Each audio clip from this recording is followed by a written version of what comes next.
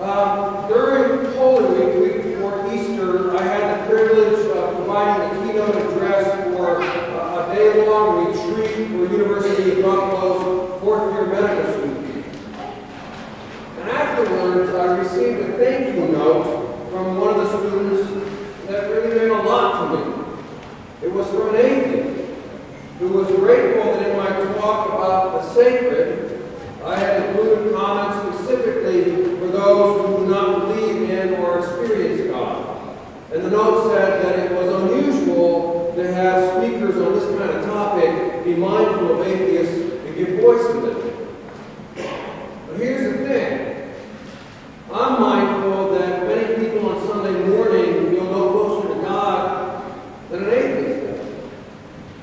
I'm mindful that almost all of us present here, regardless of how deep and pervasive our faith may be, have at times felt abandoned by God, or extremely distant from God, or simply unsure that God's out there or in here somewhere. I'm mindful that people who are testing the waters of a church for the first time assume that all the people on the inside all believe the same thing, and that all the people on the inside know the Bible from cover to cover.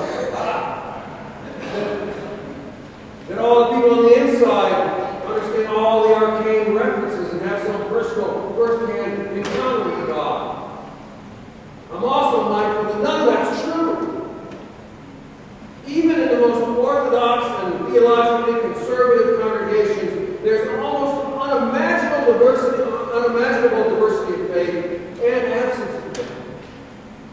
Because modern and postmodern life has put the lie to Karl Marx's critique of religion as the opiate of the people. Religion, especially organized religion, is a tough and difficult road in our world.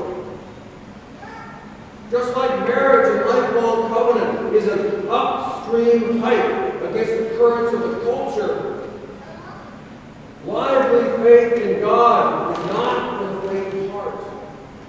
It requires a muscular, sinewy scaling up a sheer cliff of a dangerous cultural divide. For liberals and progressives, heck, even social and political moderates, it's a climb that puts us in solidarity with people who we most often imagine to be on the other side of a great chasm. Being religious in our world is not comfortable or second nature, or in any way easy for many of us sitting right here today, and for millions and millions of our brothers and sisters who wouldn't even think of darkening that world. I'm spiritual, not religious, is the euphemism for vague belief and intuition about God, and a very clear rejection of historic communal faith. Spiritual is good in our cultural parlance, religious is bad. And we all understand the critique that's implied in that difference. And mostly I agree with that critique, except that it goes too far and caricatures religion. But today is St. Thomas the Doubter's Day. Yay for my team. Thomas is the guy who said, wait a minute, fellas, you're asking me to believe something I haven't experienced? I ain't going to do it. And he was absolutely right to make that objection.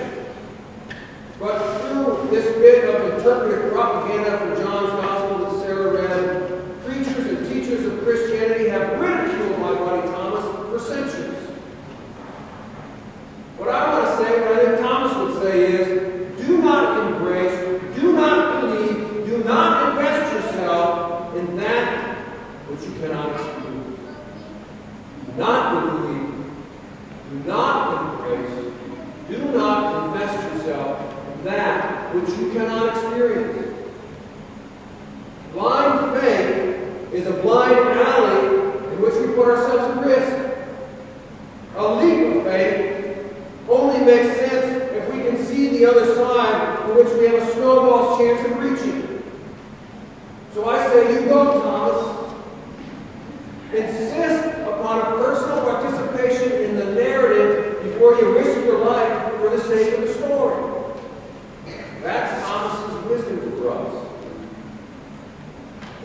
said that, let me back up a minute. Not backtrack, but back up. Some of us here, I know, have this nascent ability to walk hand in hand with God and are not troubled ever, perhaps, by doubts or distance or confusion or thick-headedness. I beg your patience if that is you, because this sermon is not really addressed to you, except perhaps as maybe a little sensitivity training for you about how it is for the rest of us spiritual destiny. And if I sound bitter because I'm one of the Thomases instead of one of the Johns, it's only a little bitter. Besides being a John in the Spitzer era, has its own hat. Sorry, I couldn't resist that. So,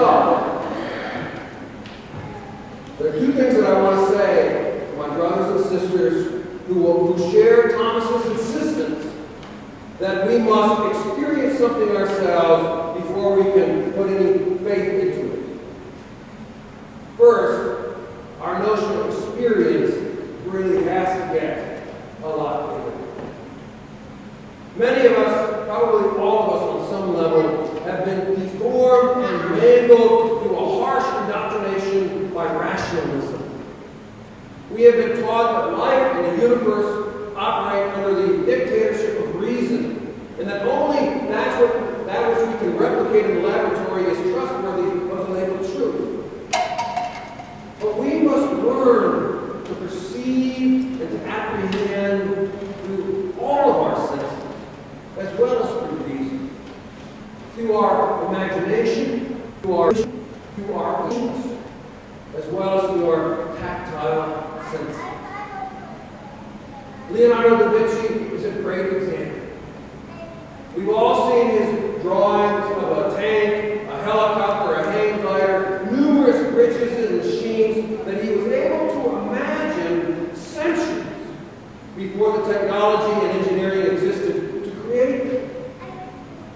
We also know people who are incredibly intuitive and who are able to know things about other people and about situations without anything ever being said or done to offer up that knowledge. Likewise, Barbara Cooper and Krista Sutton and Paul Cena hear things that most of us don't hear. Not only because they have the trained ears of a musician, but because they probably hear those things to begin with.